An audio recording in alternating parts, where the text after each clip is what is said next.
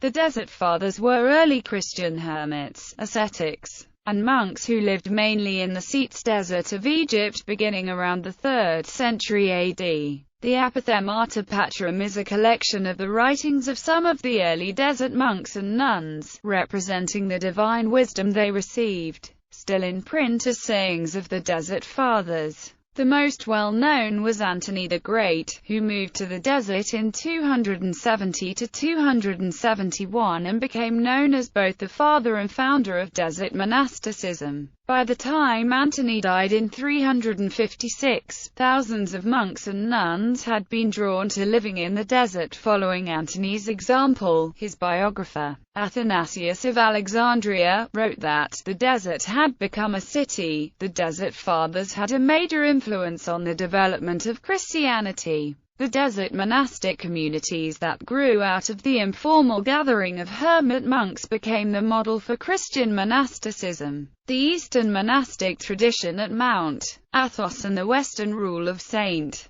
Benedict both were strongly influenced by the traditions that began in the desert. All of the monastic revivals of the Middle Ages looked to the desert for inspiration and guidance. Much of Eastern Christian spirituality, including the Hesychast movement, had its roots in the practices of the Desert Fathers. Even religious renewals such as the German evangelicals and pietists in Pennsylvania, the Devotio Moderna movement, and the Methodist revival in England are seen by modern scholars as being influenced by the Desert Fathers. Early history. Paul of Thebes is often credited with being the first hermit monk to go to the desert, but it was Antony the Great who launched the movement that became the Desert Fathers. Sometime around 270 AD, Antony heard a Sunday sermon stating that perfection could be achieved by selling all of one's possessions, giving the proceeds to the poor, and following Christ. He followed the advice and made the further step of moving deep into the desert to seek complete solitude. Antony lived in a time of transition for Christianity. The Diocletianic persecution in 303 AD was the last great formal persecution of Christians in the Roman Empire. Only 10 years later, Christianity was made legal in Egypt by Diocletian's successor Constantine I. Those who left the desert formed an alternate Christian society, at a time when it was no longer a risk to be a Christian. The solitude, austerity, and sacrifice of the desert was seen by Antony as an alternative to martyrdom, which was formerly seen by many Christians as the highest form of sacrifice. Aside from this, Antony viewed desert solidarity as a way to focus one's attention on refining and purifying the spirit, and as a way to rid the mind of material and luxurious desires. During his years alone in the desert, Antony was said to have combated the devil and his demons multiple times. In one example recorded by Athanasius, Antony came across a large silver plate along a deserted road and quickly declared the mysterious dish to appear there through the work of the devil. Afterwards it immediately vanished in a cloud of smoke. Antony quickly gained followers eager to live their lives in accordance with this solidarity and separation from material goods. To them, he occasionally preached the need to live a life of simplicity, and advocated for them to remember the rewards they would receive from living like this once arriving in heaven and becoming a part of God's kingdom. From these prohibitions it is recorded by Athanasius that Antony received special privileges from God, such as the ability to heal the sick, inspire others to have faith in healing through God, and even converse with God on occasion. Around this time, desert monasticism appeared nearly simultaneously in several areas, including Egypt and Syria. Over time, the model of Antony and other hermits attracted many followers, who lived alone in the desert or in small groups. They instead focused their energies on praying, singing psalms, fasting, giving alms to the needy, and preserving love and harmony with one another while keeping their thoughts and desires for God alone. Thousands joined them in the desert, mostly men but also a handful of women. Religious seekers also began going to the desert seeking advice and counsel from the early Desert Fathers. By the time of Antony's death, there were so many men and women living in the desert that it was described as a city by Antony's biographer. Three main types of monasticism developed in Egypt around the Desert Fathers. One was the austere life of the hermit, as practiced by Antony and his followers in Lower Egypt. Another was the Cenobitic life, communities of monks and nuns in Upper Egypt formed by Pachomius. The third was a semi-hermitic lifestyle seen mostly in Nitria, Kelia and Cetus, west of the Nile, begun by Saint Ammon. The latter were small groups of monks and nuns with a common spiritual elder. These separate groups would join together in larger gatherings to worship on Saturdays and Sundays. This third form of monasticism was responsible for most of the sayings that were compiled as the Apathemata Patrum. Development of monastic communities.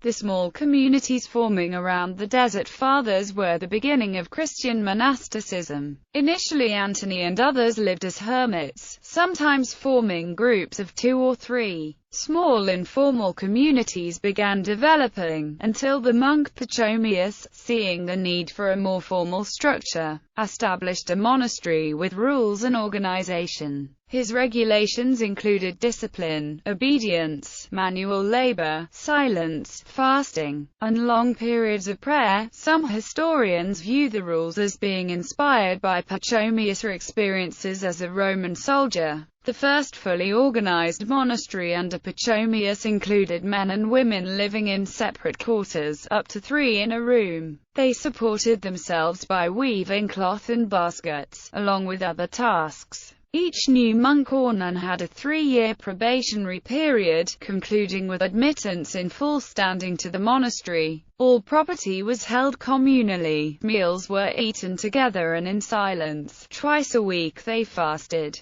and they wore simple peasant clothing with a hood. Several times a day they came together for prayer and readings, and each person was expected to spend time alone meditating on the scriptures. Programs were created for educating those who came to the monastery unable to read. Pachomius also formalized the establishment of an abba or amma in charge of the spiritual welfare of their monks and nuns, with the implication that those joining the monastery were also joining a new family. Members also formed smaller groups, with different tasks in the community and the responsibility of looking after each other's welfare. The new approach grew to the point that there were tens of thousands of monks and nuns in these organized communities within decades of Pachomius' death. One of the early pilgrims to the desert was Basil of Caesarea, who took the rule of Pachomius into the Eastern Church. Basil expanded the idea of community by integrating the monks and nuns into the wider public community, with the monks and nuns under the authority of a bishop and serving the poor and needy.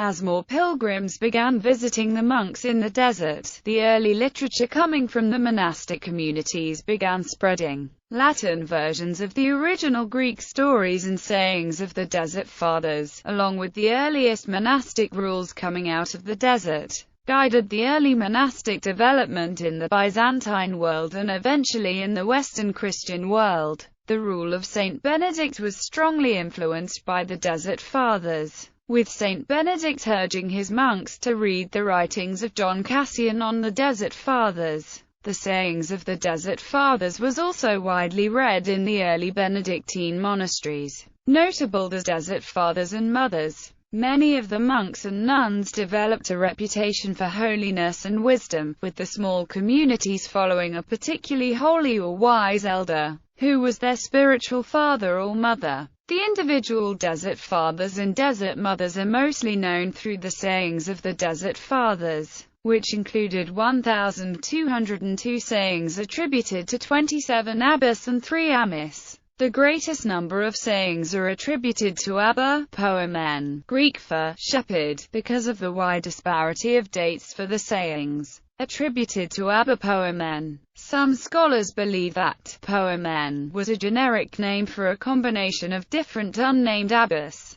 Others conclude that the sayings attributed to Abba poemen are accurate, based on a notable and historical Abba poemen. Among the notable Desert Fathers and Mothers with sayings in the book, in addition to Antony the Great, who is generally credited as having a major influence on the movement of thousands of aspiring followers into the desert, were Abba Arsenius, Abba Poemen, Abba Macarius of Egypt, Abba Moses the Black, and Amma Syncletica of Alexandria. Other notable Desert Fathers include Pachomius and Shenouda the Archimandrite, and many individuals who spent part of their lives in the Egyptian desert, including Athanasius of Alexandria, John Chrysostom of Agrius Ponticus, Hilarion and John Cassian. Cassian's works brought the wisdom of the Desert Fathers into a wider arena. Practices: withdrawal from society. The legalization of Christianity by the Roman Empire in 313 actually gave Antony a greater resolve to go out into the desert.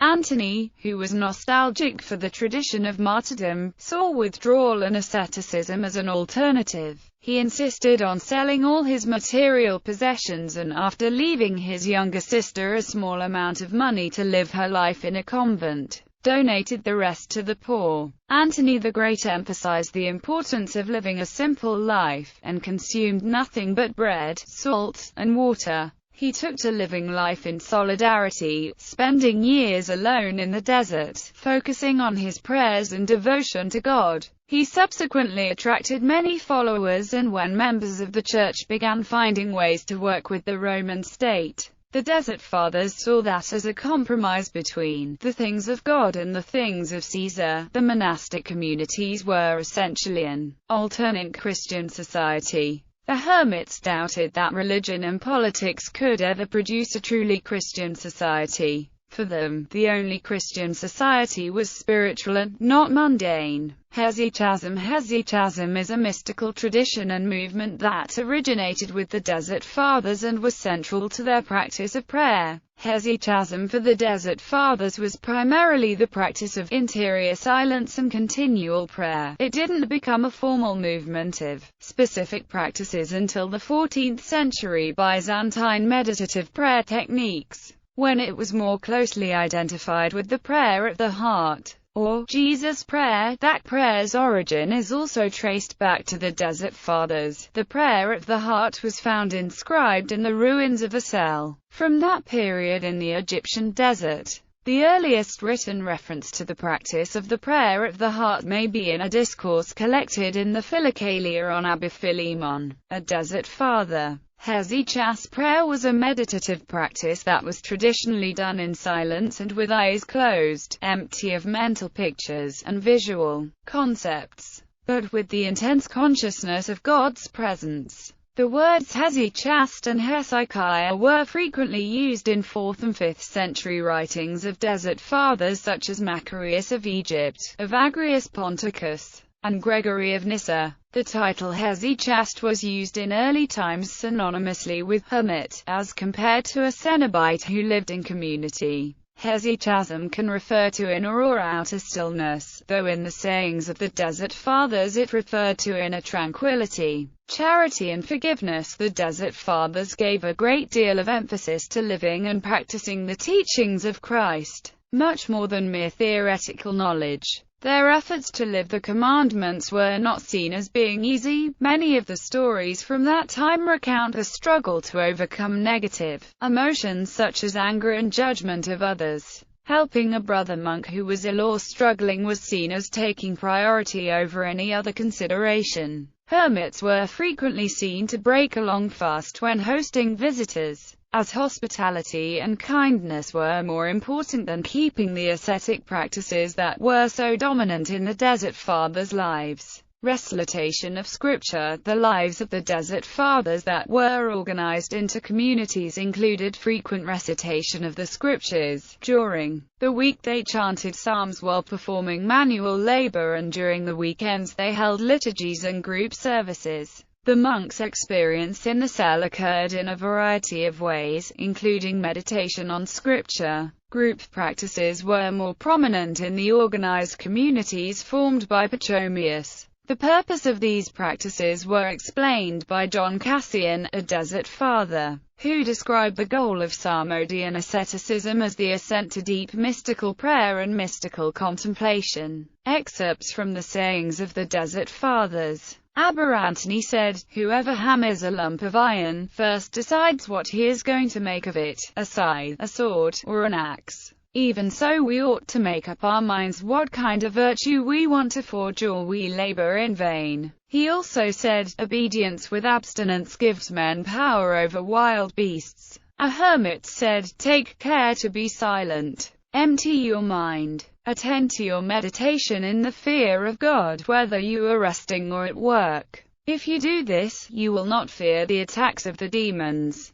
Abba Moses, "Sit in thy cell and thy cell will teach thee all." Somebody asked Antony, "What shall I do in order to please God?" He replied, "Do what I tell you, which is this. Wherever you go, keep God in mind. Whatever you do, follow the example of Holy Scripture. Wherever you are, stay there and do not move away in a hurry. If you keep to these guidelines, you will be saved." He also said, a monk was told that his father had died. He said to the messenger, "Do not blaspheme. My father cannot die." Abbot Pastor, "If someone does evil to you, you should do good to him, so that by your good work you may drive out his malice." An elder, a man who keeps death before his eyes, will at all times overcome his cowardliness. Blessed Macarius said, "This is the truth. If a monk regards contempt as praise, poverty as riches, and hunger as a feast, he will never die." It happened that as Abba Arsenius was sitting in his cell that he was harassed by demons. His servants, on their return, stood outside his cell and heard him praying to God in these words, "O God, do not leave me. I have done nothing good in your sight, but according to your goodness, let me now make a beginning of good."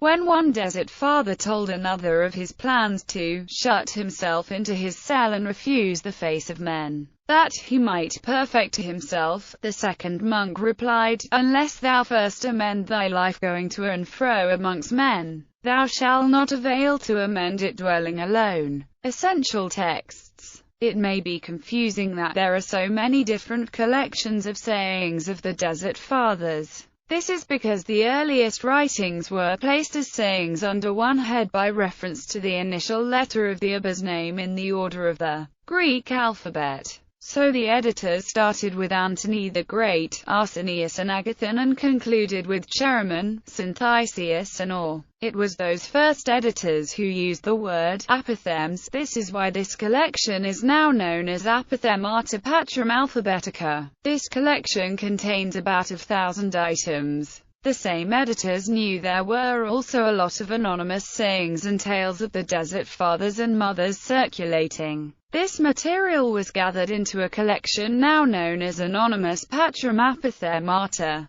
These sayings were placed in order of more or less similar subjects. This collection contains about 800 items. The collection now known as the Systematic Sayings began to emerge a century later. This collection is called the Systematic Collection, because in it sayings from the alphabetic collection and the anonymous sayings were combined, and systematically ordered under 21 chapters. This collection contains about 1,200 items and therefore does not completely combine the two older collections. The Sayings of the Desert Fathers. The Alphabetic Collection. The Anonymous Sayings of the Desert Fathers. The Sayings of the Desert Fathers. The Systematic Collection. The Lives of the Desert Fathers. Ethiopic Collection Monastica, a lesser-known work that includes many sayings of the Desert Fathers not included in the Apothemata Patrum. The Lausiac History by Palladius of Galatia. The Life of Saint Anthony by Saint Athanasius. Philokalia collection of texts. The Conferences and the Institutes by John Cassian. The Evagetinos. Paradise of the Desert Fathers, also known as Bustan al-Roban.